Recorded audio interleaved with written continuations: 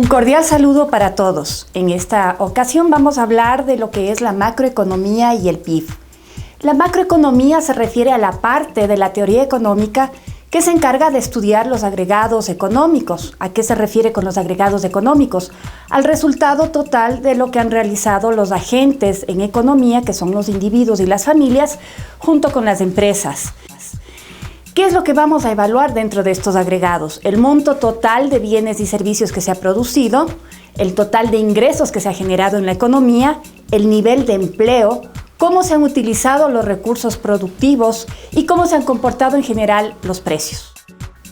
La macroeconomía se centra principalmente en dos temas. El primero, el crecimiento económico, que consiste en evaluar cómo se va expandiendo la producción en un país en el mediano y en el largo plazo.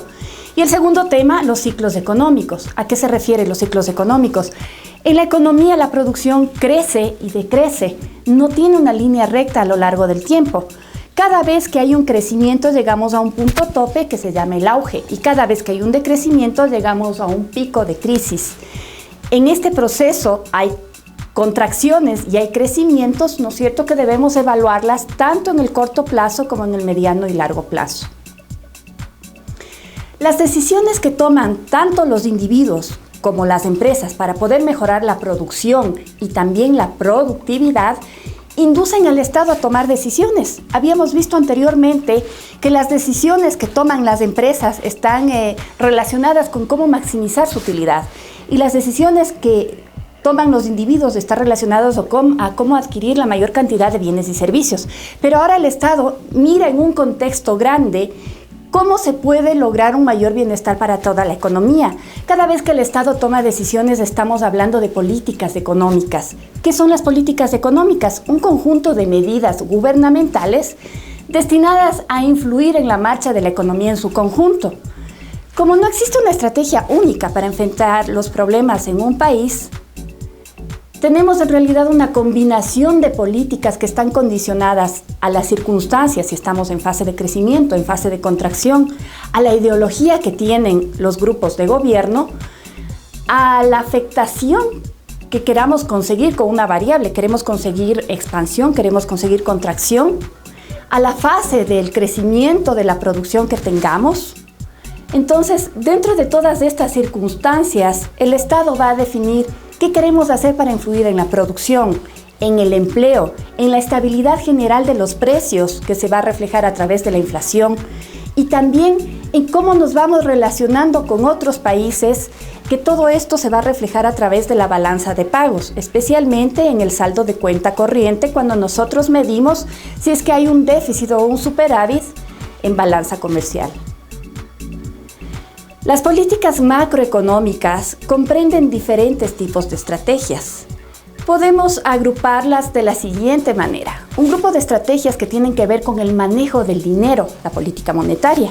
¿Y qué es la política monetaria? Está constituida por las decisiones que toma la autoridad monetaria sobre dos temas principales. Uno, el precio del dinero, que está reflejándose en la tasa de interés.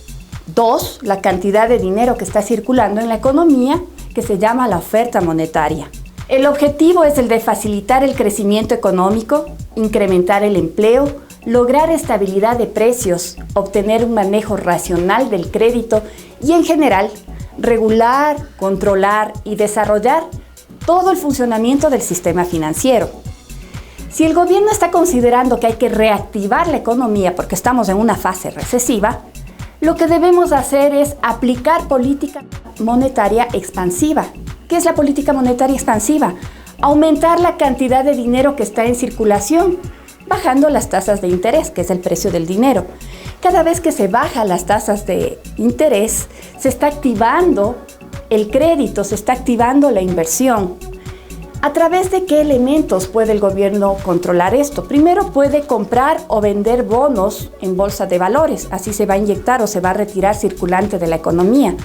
También se puede manejar el encaje legal, que es una tasa que los bancos deben depositar con respecto a todos los ahorros de la economía en el Banco Central. Cuando más tienen que depositar en el Banco Central, va a haber menos dinero para los créditos y cuando tienen que depositar menos va a haber más circulante para otorgarlo a través de créditos. La tercera es la de créditos interbancarios, que son los créditos que el Banco Central está otorgando a los bancos comerciales, de manera que cuando los precios suben más de lo previsto, es decir, cuando hay inflación, el gobierno lo que va a hacer es aplicar una política restrictiva. Va a prestar menos dinero a los bancos, porque si hay más dinero en créditos, eso va a empujar a la inflación. Entonces, si hay menos dinero para créditos, eso va a ayudar a controlar la inflación. Además, hay otros elementos como aumentar el encaje legal, recoger dinero mediante la venta de bonos. Con estas medidas se supone que la gente gasta menos y que los precios de los bienes y servicios, al disminuir la demanda, tienden a la baja, aunque se producen efectos negativos sobre la producción y sobre el empleo. Es decir, siempre vamos a tener un efecto deseado y unos efectos no deseados.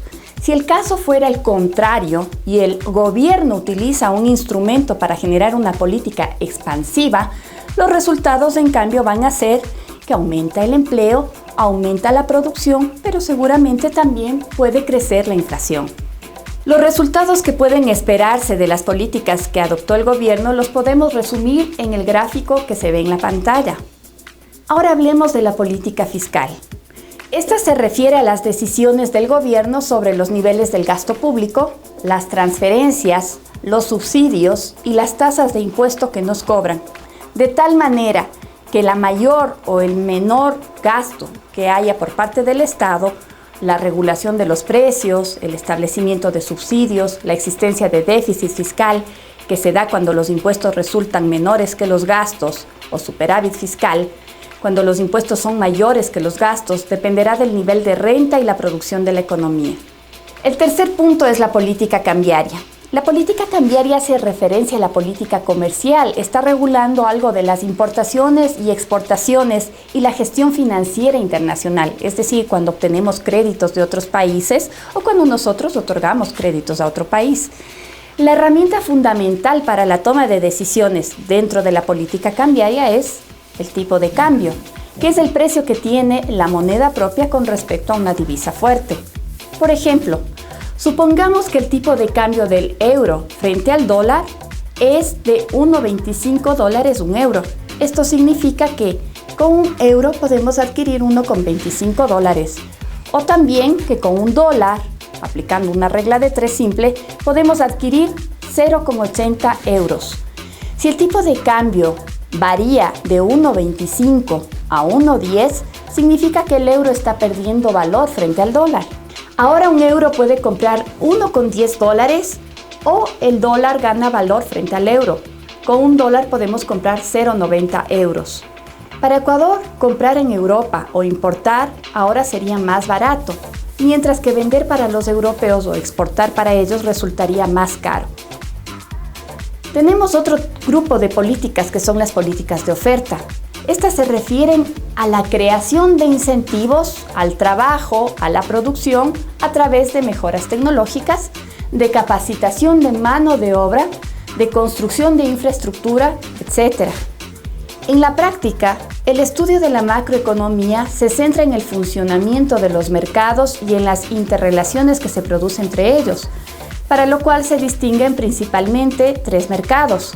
El primero, que es el mercado de bienes y servicios, donde se compran o se demandan y se venden o se ofertan todos los bienes y servicios que se producen en una economía. El segundo mercado, que es el mercado de dinero, se enfrenta a la demanda de dinero, que es la necesidad de las personas de disponer de dinero, y la oferta de dinero, que es la cantidad de dinero que el Banco Central del país mantiene en circulación. El tercer mercado es el mercado de trabajo, donde se enfrentan la oferta de trabajo, es decir, el deseo de los habitantes de un país que tienen de trabajar, y la demanda de trabajo, que es el interés de las empresas de contratar a trabajadores. Las relaciones que se da entre estos 3 mercados se puede apreciar mediante el uso del modelo gráfico que se denomina el flujo circular del ingreso, que nos permite identificar en primer lugar a los agentes que intervienen en el sistema de la economía que son las familias, las empresas y el Estado, tal como se puede ver en el gráfico de la pantalla. Las familias juegan un doble rol. Por una parte, son dueñas o propietarias de los factores de producción. Estos factores de producción son tierra, trabajo y capital, así como los conocimientos asociados a la tecnología y también el know-how. Por otra parte, estas mismas familias son las unidades elementales del consumo de los bienes y servicios que se producen en una economía. ¿Esto qué significa? Que todo lo que se produce finalmente debe satisfacer las necesidades de esas mismas personas. Las empresas, que son el segundo actor, son los entes que utilizan los factores de producción que están proporcionados por las familias para poder producir estos bienes y servicios que luego estas mismas familias van a demandar o van a consumir. Por el uso de estos factores de producción, las empresas deben pagar a las familias una cantidad de dinero que se traduce en las rentas. Estas rentas son los sueldos y salarios, los beneficios y los alquileres. Este doble intercambio de factores por dinero y de dinero por bienes nos permite identificar que en el sistema económico hay que distinguir dos tipos de flujos. De una parte, los flujos reales, que son los movimientos de bienes y servicios de las empresas a las familias y los movimientos de factores de las familias a las empresas, y de otra parte están los flujos monetarios o flujos financieros, que son las remuneraciones que las empresas pagan a las familias y los gastos que las familias hacen con este dinero y que se lo retornan a las empresas. Finalmente aparece el Estado. El Estado interviene de una forma un poco más compleja. De una parte recibe impuestos de las familias y de las empresas, con los cuales puede subvencionar a las mismas familias y empresas, haciendo transferencias directas o asumiendo el pago de subsidios para mantener precios artificiales en la economía, por ejemplo, el precio de la gasolina en Ecuador. De otra manera, puede intervenir directamente en la actividad económica, produciendo bienes y servicios y contratando mano de obra y otros factores de producción. Por ejemplo, realizando obras de infraestructura, puertos, aeropuertos, construyendo escuelas, hospitales, etc.